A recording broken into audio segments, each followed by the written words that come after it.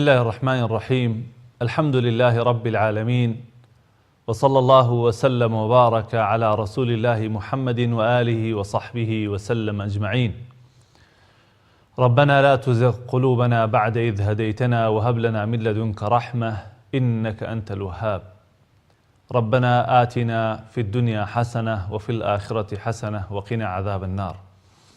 بینەرانی بەڕێز و خۆشەویست، خوشکان و برانی ئیماندار، سەلام و ڕەحمەت و بەزەیی و میهرەبانی خۆی پەروەردگار بڕژێ بەسەر هەموو لایەکتانە. خۆشحاڵم لە ڕۆژێکی نوێ و لە بەرنامەیەکی نوێ بە خزمەت ئێوەی بەڕێز و خۆشەویست دەگەمەوە. ومێدەوارم جێگەی سود و کەڵک بێ بۆ ئێوەی بەڕێز و خۆشەویست و داواکارم لە خۆی پەروەردگار بیکا بەمایی شارەزایی و زیاتر تێگەیشتنمان لە ئاینە پیرۆزەکەمان. خۆشەویستان دەتوانن پەیوەندی بە بەرنامەکە بکەن و پرسیارە شەرعیەکانتان ئاڕاستە بکەن. پشتیوان بەخوای گەورە ئێمە لە خزمەت ئێوەی بەڕێز و خۆشەویستدا دەبین. بەڕێزان، لەم ئەڵقەیەدا پشتیوان بەخوای تەعالا باس لە ئەو کارانە ئەکەم کە لە کاتی ڕۆژوگرتندا ئاساییە، واتە ڕۆژوو بەتاڵ ناکاتەوە. ڕەنگە لای هەندێک کەس پێی وابێ ئەگەر ئەم کارانە ئەنجام بات ئەوە ڕۆژۆکەی بەتاڵ بووتەوە، وەکو ڕۆژانە خەڵک لێمانە پرسن. ئێمە لە خزمەتانە ئینشاڵڵا ڕوونی ئەکەینەوە کە ئەم خاڵانە کە لە خزمەتانە باسیەکەین هیچیان ڕۆژوو ناشکێنن و زەرەریان بۆ ڕۆژوو نییە، بۆی کە هەموو لایەکمان ئاگادار بین لەو ئەحکام و لەو یاسانەی کە پەیوەندیات بە بابەتی ڕۆژووگرتنەوە هەیە. یەکەم بەڕێزان، هەر کەسێک هەر شتێ بخوات یا بخواتەوە لە بیری نەبێت کە بە ڕۆژووە. ئینسان یەکێ لە سیفەتەکانی ئینسان لە بیرچوونەوەیە. چەندین جار هەیە خەڵک پرسیارەکە ئەڵێ شتم خواردوتەوە لە بیرم نەبووکەوە ڕۆژوو بوو، یا ئاوم خواردوتەوە، یا شەربەتم خواردوتەوە، یا مەسەلەن هەر شتێکی تر کە خواردوویەتی لە بیری نەبووە. ئەمە لەم حاڵەتەیە ڕۆژوو ناشکێنێت و ڕۆژەکەی لە جێگەی خۆیەتی، نە قەزای لەسەرە نە کەفارەتی لەسەرە، هیچ شتێکی ناوێ. لە فەرمودەیە هاتووە پێغەمبەری خوا عەلەیهی سڵات وسەلام فەرمێ: من نەسیە وهو صائم فأكل أو شرب فليتم صومه فإنما أطعمه الله وسقاه. فەرمێ هەر کەسێک بیری چوو کە بە ڕۆژووە خواردنی خوارد یا خواردنەوەی خواردەوە، ئەوە با ڕۆژۆکەی بەردەوام بێت، با ڕۆژۆکەی بەردەوام کات، ڕۆژۆکەی نەشکێنێت. فإنما أطعمه الله وسقاه. چونکە ئەوە خوا ڕزقی داوە، ئەوە خوا تێری کردووە، ئەوە خوا ئاوی پێداوە، ئەوە خوا نانی پێداوە، مادام ئەو کەسە لە بیری چووە. چونکە بەڕێزان لە بیر چوونەوە لە دەسەڵاتی ئینسانە نییە. بۆیە ابن القەیمە فەرمێ خوای تەعالا لە قورئانە فەرمێ: فلا تكن من الغافلين ولا تكن من الناسين. ئەفەرمێ لەو کەسانە مەبن کە غافڵە بن، نافەرمێ لەو کەسانە مەبن کە لە شتان لە بیر نەچێتەوە، چونکە لە بیر چوونەوە لە دەسەڵاتی ئینسانە نییە. ئینسان بتوێنێتەوە شتی لە بیر دەچێتەوە. لەبەرەوە پێغەمبەری خوا فەرمێ عەلەیهی سڵات وسەلام: إن الله تجاوز عن أمتي الخطأ والنسيان وما استكره عليه. یعنی خوای پەروەردگار تاوانی لەسەر ئومەتەکەم هەڵگرتووە سەبارەت بە چەند شتێک. ئینسان بە هەڵە شتێک لە دەستی دەربچێ و شتێک کە لە بیرت بچێتەوە و هەروەها شتێکیش کە بە زۆر بە کەسێک کرابێ، ئەمانە تاوانیان لەسەر ئومەتی پێغەمبەری خوا صلی الله علیه وسلم هەڵگیراوە. بۆیە زۆر بەڕێز خوشک و برا پرسیارەکەن، ئەڵێ مامۆستا لە بیرم چوو نەمزانی بە ڕۆژوو بووم خواردم یا شتێکم خواردەوە. ئەوە لەو حاڵەتانە بەڕێزان ڕۆژۆکە دروستە، باش دەکە زۆریشی خواردبێ. یعنی وا دانێ کەسێک دانیشتووە لە یەک شوێنەکە تێر نانی خواردووە، دوایی کەوتووەتە بیری کە بە ڕۆژووە. ئەوە وەکو پێغەمبەری خوا فەرمی عەلەیهی سڵات وسەلام: ئەطعەمەه الله وسقاه. خوا خواردنی داوە پێی، خوا خواردنەوەی داوە پێی، لەبەرەوە هیچ ئیشکالی نییە و ڕۆژۆکەی تەواوە. خاڵی دووهەم لەو شتانەی کە لە ڕۆژووە ڕێگەی پێدرا و ڕۆژۆکە ناشکێنێت، ئەوەیە ئەگەر کەسێک بڕشێتەوە بە ئەنقەست نەبێت، لە دەسەڵاتی خۆیان نەبێ. ئینسان ئەبێ هەوڵ بدات خۆی لە هەر شتێ بپارێزێ، لە مەسەلەن بۆنکردن یا سەیرکردن یا تامکردن یا هەر شتێک کە وا بکە ئەو ئینسانە قێزی بێتەوە و بڕشێتەوە، ئەبێ خۆی لێ پارێزێ. بەڵام ئەگەر کەسێک بە ئەنقەست نەبوو، بەبێ ئیرادە و ویستی خۆی ڕشانەوە زۆری بۆینا، بەوەی ئەوەی کە زۆری خواردووە یا نەخۆشە یا سەرمایی بووە یا هەر شتێکی تری هەیە، ئەوە کاتە ڕۆژۆکەی بەتاڵ نابێتەوە، ڕۆژەکەی دروستە و لە جێگەی خۆیدایە. پێغەمبەری خوا عەلەیهی سەڵات وەسەلام لە فەرمودەیە فەرمێ من ذرعه القيء فليس عليه قضاء ومن استقاء عمدا فليقضي. ئەفەرمێ ئەو کەسەی کە ڕشانەوە زۆری بۆ دێنێت، دوو لە ڕێ بەڕێستان ڕشانەوە زۆری بۆ دێنێت ئەڕشێتەوە، ئەوە قەزای لەسەر نییە، با ڕۆژۆکەی لەسەری بەردەوام بێ. هەر کەسیش بە ئەنقەس خۆی ڕشانەوە، بۆ نمونە دەستی کرد بە قورگی خۆیان، یا ئەچوو تەماشای شتی قێزەونیە کرد، یا کارێکی بەسەر خۆیان هێنا بۆی کە دڵی بێتەوە، ئەوە لەو حاڵەتەیە بەڕێزان کە بە عەمدەن خۆی ئەڕشێنێتەوە، ئەو کاتە ئەبێ ڕۆژۆکەی بگرێتەوە، ڕۆژۆکەی بەتاڵە بێتەوە. بەڵام ئینسان هیچ دەسەڵاتی نەبێ و لە توانای و ئیرادەی خۆیان نەبێ بڕشێتەوە، ئەوە ڕۆژۆکەی ناشکێ و ڕۆژۆکەی لە جێگەی خۆیاتی هیچ ئیشکالی نییە. ئەمجا خاڵێکی تر لەو شتانەی کە دروستە بۆ ڕۆژوان بەڕێزان، ئەوەیە ڕۆژوان ڕۆژ بکاتەوە بە جەنابەوە. یعنی ئەگەر کەسێک پێش پارشیە و یا لە شەودا حاڵەتی جەنابەی بەسەر هاتبوو، ئەکرێ هەڵسێ پارشیە و بکە هەر بە جەنابەیی. دوایەوە ئەگەر بانگیش بدا زەرری نییە، دوایەوەی بانگ وانەدا خۆی ئەشۆرێ و نوێژەکەی بەیانی نابێت لە کیز بچیە. یعنی کەسێک کە ڕۆژە کاتەوە بە جەنابەوە ئیشکالی نییە، زەرری بۆ ڕۆژوو نییە. یا بۆ نمونە کەسێک پارشیەوە کە ئەخەوێتەوە دوای نوێژی بەیانی تووشی جەنابە بێ، ئیحتیلامە بێ، ئەوە ئەو کاتە سعات 9 هەڵەسێ 8 هەڵەسێ 10 هەڵەسێ سەیرەکە ئیحتیلامە جەنابەیە، ئەمە زەرری بۆ ڕۆژوەکەی نییە، بەڵکو ئەو کەسە پێویستە خێرا خۆی بشۆرێ و لەسەر ڕۆژووی خۆی بەردەوامە بێت. ئومو سەلەمە و دایکمان عایشە خوا لیان ڕازی بێت ئەفەرمون أن النبي صلى الله عليه وسلم كان يدركه الفجر وهو جنب من أهله ثم يغتسل ويصوم. أفرمون أمدو دايكمان خاتو السلامة وخاتو عائشة رضاي خوان ليبي أفرمون بيغمري خواه صلى الله عليه وسلم نوێژی بەیانی بەسەرە ئەهات، فەجر ڕووی ئەدا، یعنی بانگی ئەدا بە زمانی ئەم ڕۆمان، کاتی پاشیە و نەئەمە ئەو جەنابە بوو، بۆی ئەوەی کە لەگەڵ خێزانەکانیان کۆبوو بووە، پاشان خۆی ئەشۆری و پاشان لەسەر ڕۆژوەکەی بەردەوامە بوو. بە پەیوەندی بەڕێزان و خۆشەویستان وەرگرین کاک کاروانمان لەگەڵایە. فەرموو کاک کاروانگیان.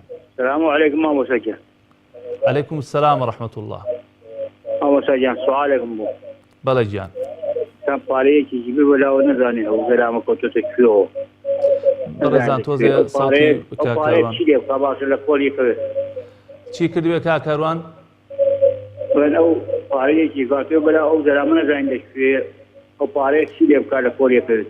بەسەر چاوم برا عەزیزەکەم. لە دەست خۆشی. ئینشاءڵڵا وەڵامتە دەمەوە. ئینشاءڵڵا.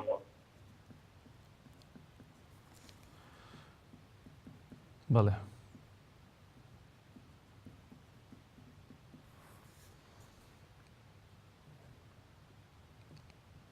خوشکە تەنیا فەرموو خوشکی بەڕێز. فەرموو خوشکە تەنیا. السلام عليكم. عليكم السلام ورحمة الله. يا سي مامۆستا. یاخوا سەربەز و خوشکی بەڕێزم. مامۆستا پرسیارێکم هەبوو. بەڵێ فەرموو. مامۆستا من دوو مانگەم دارم بووە. بەڵێ.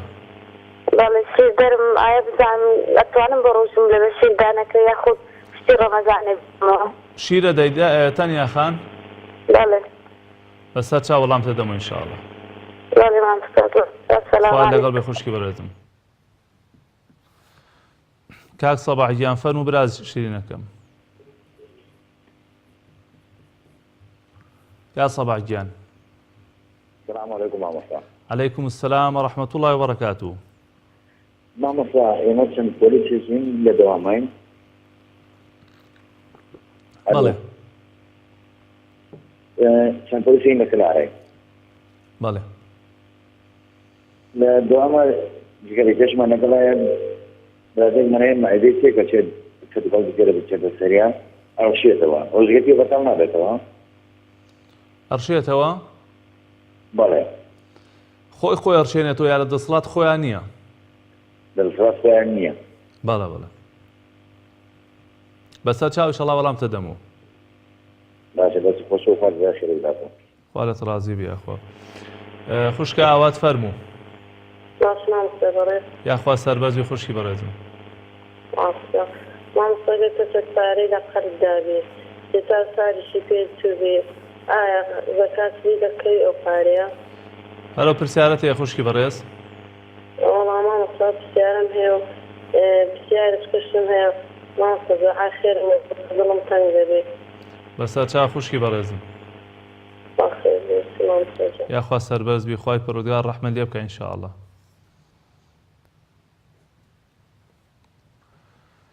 کاک کەیوان فەرموو برای شیرینم. مامۆستا سەلام عەلەیکوم. وعەلەیکوم السەلام ڕەحمەت الله. مامۆستا ڕەبی جەزای خێر بداتە لە ئەو بەرنامەیە یاخوا سەربەرز. توانیتە ئەو خەڵکەی تێ بگەینی و ئەو خەڵکەی ڕوون کردەوە ئەو خەڵکەی بدەیت.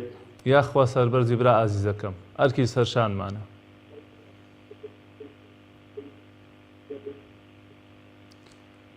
کاک کەیوان گیان. مامۆستا جان ئەوە دوو منداڵی کچکەم هەیە یەکە چەند تەمەنی 9 ساڵە یەکە چەند تەمەنی 11 ساڵە. منداڵ؟ بەڵێ.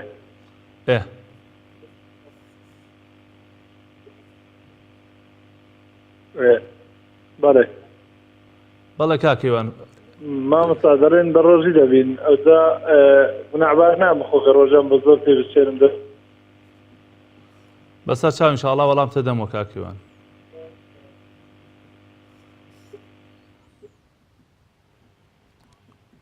داکی دارین فەرموو داکی دارین. السلام علیکم. عەلەیکی سەلام خوشکی بەڕێزم. بێزەحمەت مامۆستا پرسیارێکم هەبوو. فەرموو دادەکەم. بێزەحمەت ئەمن 15 ڕۆژە منداڵم بووە دەتوانم بە ڕۆژوو بم؟ شیرە دەی خوشکی بەڕێز؟ ئەرێ وەڵا شیر دەدەم مامۆستا. بەڵێ بەسەر چاو ئینشاءڵڵا وەڵام تەدەمەوە. باشە دەستەکانت خۆش و خوا دەست لە خێرت دەکەوە. یاخوا بێەوەی بیت.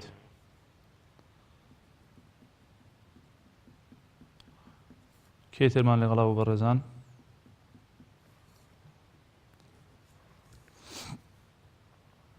پەیوەندی تا زەمان. کاک هێمنگیان فەرموو برا ئازیزەکەم. السلام عليكم. عەلەیکوم السەلام ورەحمەت الله. باش برای بەرز مەحاصل مامۆستا باشی. سەر چاوەکانم لە خزمەتتان فەرموو. ئەسم مازەکەم برای گەوری. ئەگەر لە تەلەفۆنەکەەوە گوێم لێ بگری زۆر باشە کاک هێمنگیان. باش خێرەکە ببوورە وەڕام کردیە. وەڵای برای بەرز من باوکێکم هەیە لە ژیان ڕۆژێ بە ڕۆژوو نەبووە. ئەنجا بسە کە پێ لێ بە ڕۆژوو نابی ئەلێ معدەم برینە و دوتە پێمی تۆ قرحەم هەیە. مەعیدەی برینە؟ بەڵێ ئەلە قرحەم هەیە و دوتە پێم لێ لەسەرم نییە. ئایا ئیستا ئەگەر ئەم لەسەری نییە فتیەکێ ئەبێ بدە وای مامۆستا؟ لالم بەشەی ئەخی تێنەگەیشتم فەرمووچی.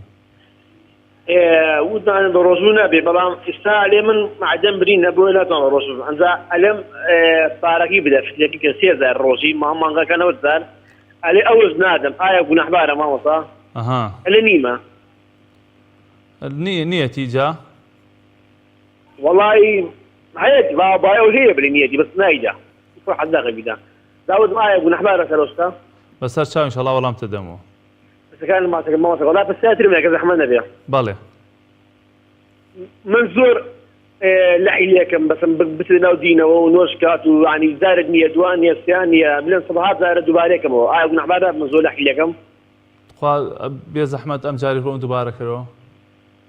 من زۆر ینی لەگەڵ ئەلێم پێلم نۆشکە و بە ڕۆژوو بە و نۆشەکە ئەکات و ناکات زۆر لەحی لێکم کە نۆشکات بە ڕۆژوو بێت زەکات یان سەفترە بدا ئەنجا و بەعینی بە قسەم ناکە ئەنجا ئایا گوناحبارە من زۆری لێ بکەم؟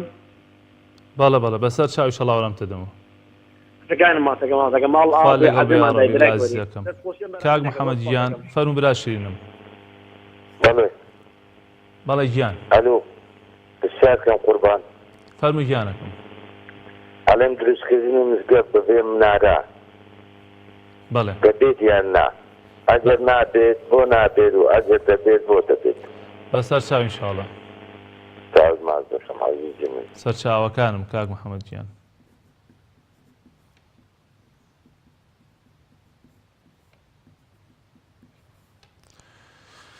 کاک تاهیر گیان فەرموو برا شیرینەکەم.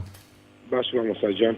زۆر سپاس دەکەم ڕێگیان. کاتەوە باش مامۆستاگیان من قەسەرم کردووە و زەختیشم لەگەڵایە ئێواران کە پێشوی بەربان بکەم و زۆر عەسەبیە بەڵێ ئەتوانم بە ڕۆژوو بوومیانە بەسەر چاو وەڵامتە دەمەوە. باشە چاوەڕاستەکەم زۆر سپاس دەست خۆش. سەر چاوەکانم خوا لەگەڵ بێ. کاک ئازادیان فەرموو. السلام عليكم مامۆستای بەڕێز. عليكم السلام ورحمة الله وبركاته. دەموبات مامۆستا باشە شکر. زۆر سپاس براگیان.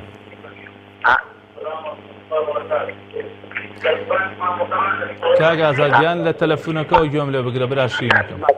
مامۆستا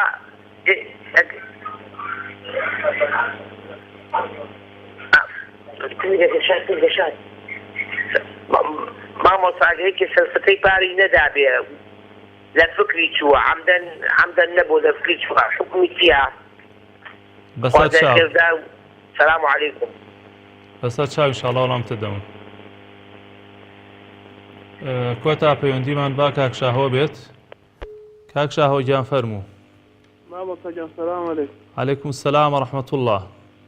وەڵام مامۆستا من نەخۆشم. بەڵێ. مامۆستا ئیتر گوتی لەو شتم گوتیلێکم دەرکراوە تر لەسەرمە بە ڕۆژومیان گوچیلەت دەرکراوە؟ بەڵێ بەڵێ ئەمەلیاتی گوتیلێکم فڕایەوە.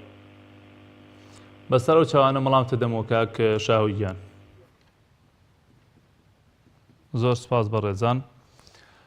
زۆر سپاس و دەستخۆشی بۆ بە ڕێزانەی تەلەفۆنیان کرد و پەیوەندیان بە بەرنامەکەەوە کرد و داوای لێبوردنیشەکەین لە برایەک لە خۆشیەکە گە نەیتوانی بێ پەیوەندیەکە حاصل بکات ڕەنگە هەر ئەوەندە پەیوەندی بتوانین لە خزمەتتانە وەڵام بدەینەوە. خۆشەویستان لەسەر تەوەرەکەی خۆمان ئاماژەمان بە چەند خاڵێک کرد کە دروستە ئینسانی ڕۆژەوان ئەو کارانە ئەگەر بەسەریا بێت ڕۆژۆکەی ناشکێنێ لەوانە ئەگەر شتێک لە بیری بچێ بیخوات یا بیخواتەوە ئەگەر کەسێ بڕشێتەوە بە ئەنقەس نەبێ و کەسێکیش کە ڕۆژ بکاتەوە بە جەنابەوە. ئەمجا خاڵێکی تر لەو شتانەی کە دروستە بریتێ لە سیواکردن. ئەگەر چی لە هەندێ لە مەذهبەکانە بە تایبەت مەذهبی ئیمامی شافعی ئەفەرمێ لە دوای نیوەڕۆ کەراهەتی هەیە باشنی ئینسانی بە ڕۆژوو سیواک بکە بەڵام زۆربەی زۆری زاناکان ئەفەرمون پێغەمبەری خوا صلی الله علیه و سلم هیچ کاتێکی دیاری نەکردووە کە بڵێ ئەم کاتە با سیواکی تیان نەکرێت. سەحابەی پێغەمبەری خوا فەرمون عەلەیهی سەڵات وەسەلام ئەوەنە پێغەمبەری خوامان بینیوە کە بە ڕۆژوو بۆ سیواکی کردووە ما لا يحصى لە ژماردن نایە لە کاتێکا کە بە ڕۆژووش بووە. ولا حديث أفرمي لولا أن أشق على أمتي لأمرتهم بالسواك عند كل صلاة أجنا راحتي وزحمة نبوا أبو أمتكم أمر بيانك اللي قال همون يجيكا أوان سواك بكن لبروا آسايا سواك دنبرزان با بوني دمي روجوانيش نهيلت كلا حديث أفرمي لمسك خوشترا بەڵام زانانە فەرمون ئاساییە دوای نیوەڕۆ پێش نیوەڕۆ لە هەر کاتێکە ئینسان سیواک بکە بەڵگەیەک نییە لەسەرەوەی کە بڵێ وەڵا لە دوای نیوەڕۆ باش نییە سیواکردن. هەروەها لەو شتانەی کە ڕێگەی پێدراوە بریتێ لە ئاو لە دەموەردان ئاو لە لوتوەردان بەڵام بەبێ ئەوەی مبالەغە و زیادەڕەوی تێدا بکرێت. پێغەمبەری خوا عەلەیهی سەڵات وەسەلام بە یەکێ لە هاوڵانی فەرموو وەبالغ فی الاستنشاق إلا أن تكون صائمة مبالغه بکە زیادەڕەوی بکە لە ئاوەردان و ئاو لە دەموەردان و لە لوتوەردان و عیندە مولوتت با هەمیشە پاک و تەمیز بێ ئللا لە حاڵەتێکانە بێ کە بە ڕۆژوو ئەبیت چونکە ئینسان ئەگەر زۆر مبالغه بکە زیادەڕەوی بکە لە دەموەردان و ئاو لە لوتوەردان ئەوە ڕەنگە بچێتە خوارە و ڕۆژەکەی بشکێنێ ئەو کاتە. خاڵێکی تر لەو شتانەی کە هەر لە کاتی ڕۆژوە دروستە بریتێ لە کەڵەشاخکردن و هەروەها خوێنبەخشین هەروەها تەحلیل بڵێن ئەو تەحلیلانەی کە لە ڕێگەی خوێنەوە ئەکرێ هەروەها دان هەڵکێشان هەموو ئەمانە مادام بۆ ضرورەت و پێویستیە دروستە.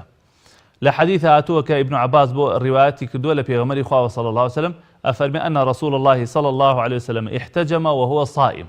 پێغەمبەری خوا عەلەیهی سەڵات وەسەلام کەڵەشاخی کردووە لە کاتێکا کە بە ڕۆژوو بووە. بەڵام ئینسان ئەگەر بزانێ بەو کەڵەشاخە لاواز دەبێ سستە بێ بێتاقەتە بێ یا بۆ نمونە زەرەری پێ ئەگەێنێ یا ئەو کەسە بنیەتی خۆی لاوازە ئەگەر کەڵەشاخیشکا ئەوەی تر لاوازە بێ ئەوە لەو حاڵەتەیە با کەڵەشاخ نەگرێت مادام ئەوە ناڕەحەت و بێتاقەت و بێزارێکە. بەڵام وەکو دروستێتی پێغەمبەری خوا عەلەیهی سەڵات وەسەلام خۆی کردووەتی ئەمەش بەڵگەیە لەسەر ئەوەی کە مادام پێغەمبەری خوا فعلی پێغەمبەری خوا بۆ ئێمە شەرع دینە مادام ئەو کردوێتی کەواتە دروستە. دان هەڵکێشانیش هەر دروستە ئەو خوێنەی کە وەرێگرن بۆ تەحلیل بۆ ئەوەی کە چەند فەحس و شتێکی لێ ئەکرێت بۆی بزانم کەسە چی نەخۆشیەکیەوە هەر دروستە و ڕێگەی پێ دراوە. ئەمجار دەرزی لێدان ئەو دەرزیانەی کە بۆ چارەسەر ئینسان بەکاری ئەهێنێ جا لەژێر پێستەوە بێ یا لە ڕێگەی ماسوولکەکانەوە بێ ئەوانە دروستە و ڕێگەی پێدراوە مادام مغەذی نەبێ. ئەو دەرزیانەی کە مغەذیە خۆتان نەزان بەڕێزان مغەذی لە جیاتی خواردن و خواردنەوەیە. ئەگەر کەسێک دەڕۆژ لە نەخۆشخانە بێ ئاوی مغەذی بخواتەوە نەفتونیە بێ نەبەرسیە بێ احتیادی ئەتوانێت پێی بژی لەبەرەوە مادام لە جێگەی خواردنەوە چێتە ناو گیانی ئینسانیشەوە ئەوە ڕۆژۆکەی ئەشکێنێت. بەڵام جگە لەمە ئەو دەرزیانەی کە بۆ چارەسەر بەکارهێنرێن ئەوە ڕۆژووی پێناشکێنێ و زانایان ڕێگەیان پێداوە. ئەو خانمانی کە لە ماڵەوە چێش دیئەنێن و ئەو کەسانەی کە لە مەطعەم و لە چێشتخانەکان ئیشەکەن دروستە بۆیان بای ئەوەنەی کە پێویست بێت تامی خواردنەکان بکەن بەبێ ئەوەی کە قوتی بدەن بەبێ لە قورگیان بچێتە خوارەوە. وەکو ئیبن عەباسە فەرمێ لا بەأس أن يذوق الخل أو الشيء ما لم يدخل حلقه وهو صائم. ئاساییە ئەگەر کەسێک تامی خواردن یا سرکە یا شتێ بکات بەبێ ئەوەی کە لە قورگی بچێتە خوارەوە. ئەوش بەڕێزان بۆ پێویستی و بۆ ضرورەت ڕێگەی پێدراوە ئەگینا ئینسان خۆی بپارێزێت لە تامکردن و شتی چێشت ئەوانە بۆی نەوەک مەترسیەوەی لێ بکرێت لە قورگی بچێتە خوارەوە. هەر لەو شتانەی کە ڕێگەی پێدراوە بریتێ لە چاوڕەشتن و هەروەها قەترەکردنە ناو گوێ و قەترەکردنە ناو چاو و هەروەها ئەو بەخاخەی کە کەسی تەنگە نەفەس بەکاری ئەهێنێ هەموو ئەمانە بەڕێزان ڕێگەی پێدراوە و ئیشکالی تیانە و ڕۆژووی پێناشکێنێ. خاڵێکی تر لەو شتانەی کە دروستە بۆ ڕۆژەوان ئەوەیە کە ڕۆژەوان ئاو کاتە سەر خۆیە لە تاو گەرمایە یا خۆی بشۆرێ خۆی فێنک بکاتەوە هەموو ئەمانە ڕۆژوو ناشکێنن. ڕیوات کراوە لە پێغەمبەری خوا عەلەیهی سەڵات وەسەلام كان يصب على رأسه الماء وهو صائم من العطش أو من الحر. پێغەمبەری خوا صلی الله عليه وسلم ئاوی ئەکرد بەسەر خۆیە لە تاو تونوێتیە یا لە تاو گەرمایە. کەواتە دروستە ئینسان ئەگەر گەرمایی بوو بۆ فێنکردنەوە خۆی بشوەرێ یا ئاو کاتە سەر خۆیە. ئەمانە کۆمەڵێشت بوون بەڕێزان کە ڕێگەیان پێدراوە و ڕۆژوو ناشکێنن. دێمە سەر وەڵامی پەیوەندەکانی ئێوەی بەڕێز و خۆشەویست. کاکاروان لە سلێمانی و پرسیارەوەی کرد ئەگەر کەسێک پارەی کەوتوێتە لاتەوە ئێستا تۆ نەزانی ئەو کەسە لە کوێیە. بەڕێزان ئەگەر کەسێک پارە قەرزی کەسێک کەوتە لایەوە ئەو کەسەی نەئەدۆزیەوە ئەگەر ئەو کەسە ئەدۆزرایەوە ئەزانی لە کوێیە ئەبێ بۆی بگێڕیتەوە. ئەگەر نازانی ئەو کەسە لە کوێیە بە دوایە گەڕاوی هەواڵت پرسیوە هیچ سۆراغێکی نازانی ئەوە لەو حاڵەتەیە بڕی ئەو پارەی کە لایە بۆی بکە بەخێر بیکە مزگەوتێکەوە بیکە مەشروعێکی خێرەوە بیدە بە ماڵێکی فەقیر. بەڵام ئەگەر کەسێ یا دوو کەس بەشایەت بگری کە تۆ ئەو پارەت داوە بەخێر ئەو شتێکی باشەکەی. بەڵام هەر ڕۆژێک ئەو کابرایە دەرکەوتەوە ئەبێ پێی بڵێ کە ئەو پارەی تۆم کردووە بەخێر. ئەگەر رازی بوو باش ئەگەر رازی نەبوو ئەوە بێ پارەکە جارێکی تر بیدێتەوە بەو کەسە. خلاصە مادام ئەو کەسە دیار نییە ئەتوانی بۆی بکەی بەخێر ئینشاءڵڵا بۆ ئەوش خێر نووسرێ و بۆ تۆیش ئەنووسرێ. خوشکە تەنیا ئەفەرمێ دوو مانگە مناڵم بووە و بە ڕۆژوو ببمیانە خوشکی بەڕێزم مادام شیرە دەی و تازە مناڵت بووە شەریعەتی ئیسلام ڕێگەی داوی دەرفەتی داوی بە ڕۆژوو نەبیت. ئەگەر لە دوای ڕەمەزان تا ساڵێکی تر هەر کاتێتر بۆت ئەکرا بیگریتەوە ئەو بیگریتەوە باشترە. ئەگەر بۆت ناکرا و شیرتەدا و پێویست بوو مناڵەکەت شیری بیتێ ئەوە تەنها فیدیەکەی بدە لەسەر ڕێی هەندێک لە زانایان دروستە و جێگەی خۆی ئەگرێت. کا سەباح لە کەلارۆ پرسیارەوەی کرد کە برادێکیان هەیە دیارە مەعیدەی تاوانی یا کێشەیەکی هەیە ئەڕچێتەوە بەبێ ئەوەی مەبەستی هەبێ. باسمان کرد بەڕێزان مادام لە دەسەڵاتی ئینسانان نەبێ و خۆی نەڕشێنێتەوە ئەوە ڕۆژۆکەی دروستە و دائەمەزرێ و هیچ ئیشکالی نییە. خوشکە ئاوات لە هەولێرەوە پرسیارەوەی کرد پارەی قەرز ئایا زەکاتی لێ ئەکەوێ؟ خوشکی بەڕێزم ئەگەر ئەو پارەیە ئەو قەرزەی کە هی تۆیە و لای خەڵکیەکە ئەگەر ئەو کەسە ڕای نەکردووە خۆی نەشاردووەتەوە نکۆڵی لێ ناکە حاشای لێ ناکە ئەوە بەتەما هەیوەری بگریتەوە ئەوە لەگەڵ پارەکانی تر تا بێ زەکاتی دەربکەی. بەڵام ئەگەر کابرا خۆی شاردووەتەوە یا ڕای کردووە یا حاشای لێکە ئینکاری لێەکە یا تۆ بەتەمانیت ئەو پارەی وەربگریتەوە کابرا نایداتەوە ئەوە ئەو کاتە زەکاتی لێ نادەی تا ئەو کاتەی کە وەرێگریتەوە. هەر کاتێ وەرگریتەوە زەکاتی 1 ساڵی ئەدەی. بەڵام ئێستا کە تۆ مادام بەتەمای وەری بگریتەوە کابرا حاشای لێ ناکە و خۆی نشاردوێتەوە ئەوە بێ لەگەڵ پارەکانی تر تا زەکاتی بدەیت. و داوای دوعای خێری کرد بەڕێزان لەخوای گەورە پارێنەوە خوا دەروی خێری لێ بکاتەوە شیفای بۆ بنێرێ ڕەحم و بەزەی خۆی بەسەرا دابارێنێ لە هەر ناڕەحەتی و ناخۆشیەکە خوای پەروەردگار بێت بەهانایەوە. کاکەیوان لە هەولێرەوە ئەوش پرسیارەوەی کرد کە مناڵێکی هەیە 9 ساڵانە و مناڵێکی 11 ساڵانە بە ڕۆژۆ بن ئەگەر ئەمە نەهێڵێ بە ڕۆژۆ بن گونەهبارە بێ. وەڵی کاکەیوان مادام نەگەنە حاڵەتی ناڕەحەت و زەحمەت ئەسڵ وایە تۆ بەعەکسەوە ئەگەر بە ڕۆژوو نەبن تۆ محاسەبەیان بکەی. لە شەرعە مناڵ لە تەمەنی 10 ساڵیەوە ئەبێ لێپیچینەوەی لێ بکرێ ئەبێ محاسە بکرێ لەسەرەوەی کە ڕۆژوو نەگرێ. خۆی لە ڕاستیان لە بالغبوونەوە واجبە لەسەریان. بەڵام ئەبێت تۆ لە 10 ساڵیەوە ڕایان بێنی بە گوێرەی توانە ئەگەر هەموویشی نەگرن با کۆمەڵێ ڕۆژ بگرن بۆی ڕابێن لەسەر ڕۆژوو. چونکە لە مناڵیەوە ئەگەر ئەوان فێر ببن و ڕابێن لەسەری ئەوە لە گەورەیشا بە ئاسانی توانن بیگرن. بۆیە تۆ زەختیان لێمەکە زۆریان لێمەکە بەعەکسەوە تەشجیعیان بکە دەستخۆشیان لێ بکە هەڵیان بنێ بۆی کە ڕۆژووی زیاتر بگرن بەڕێز. ئەوە بۆ ئەو مناڵە سوودی هەیە ئەو مناڵە مەگەر زۆر تونیان بێ زۆر بسییان بێت تووشی حاڵەتێکی ناتەبیعی ببن ئەو کاتە با ڕۆژنە ڕۆژێ بیگرن یا چەند ڕۆژێکی لێ بگرن گرنگەوەی تۆ تەشجیعیان بکەینەوەک ساردیان بکەیت تۆ ڕێگریان لێ بکەیت. دایکی دارین ئەڵێ 15 ڕۆژە مناڵم بووە و ئایا بە ڕۆژوو ببم وەکو ئەو خوشکانی تر بەڕێزان هەر ئافرەتێک کە تازە مناڵی ئەبێ یا تازە مناڵی بووە یا شیرەدا یا حامیلەیە ئەوە لە شەریعەتە ڕێگەی پێدراوەتوانێ بە ڕۆژوو نەبن.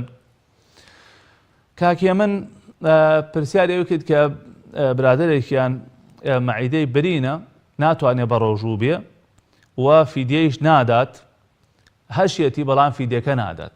طبعا بەڕێزان ئەو کەسانەی کە ڕوخسەتیان هەیە لە شەرعە کە بە ڕۆژوو نەبن لەبەر نەخۆشیە کە هەیەە یا لەبەر برینێکە لە مەعیدیان هەیە یا دکتۆر پێوتون نابێ بە ڕۆژوو بن ئەمە واجبە لەسەریان فیدیە بدەن.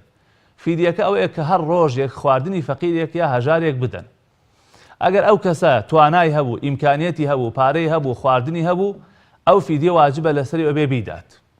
بەڵام ئەگەر کەسێ پارەی نەبوو یا خواردنی نەبوو بیدا بە حەقی ئەو فیدیەیە ئەوە هیچی لەسەر نییە و لا يكلف الله نفسا إلا وسعها فاتقوا الله ما استطعتم ما جعل عليكم في الدين من حرج. ئەم ئاەتانی کە خوێنمەوە هەمووی بەڵگەن لەسەر ئەوەی کە کەسێک ئەگەر لە توانایە نەبوو دەسەڵاتی نەبوو خوا تەکلیفی لێ ناکە خوا ناڕەحەتی نەخسۆتە سەر ئینسانەکان. بەڵام ئەگەر هەیبێ و نەیدات ئەوە بەڕاستی گوناهبارە بێ و چونکە خوا فەرمێ وعلى الذين يطيقونه فدية طعام مسكين ئەوانەی کە بە زەحمەت بۆیان نەگیریا بۆیان ناگیرێ دواتر بێت چی بکەن خواردنی فەقیر و هەژار بدەن.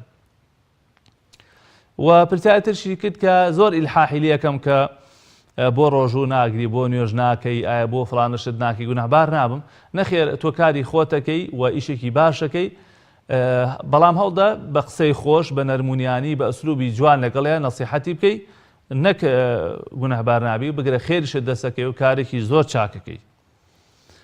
کاک محەممەد لە سلێمانی پرسیارەوە کە دروستکردنی مزگەوت بە بێ منارە دروستە. کاک محەممەد دروستکردنی مزگەوت بە بێ منارە دروستە ئەگەر منارەیشی هەبێ هەر دروستە.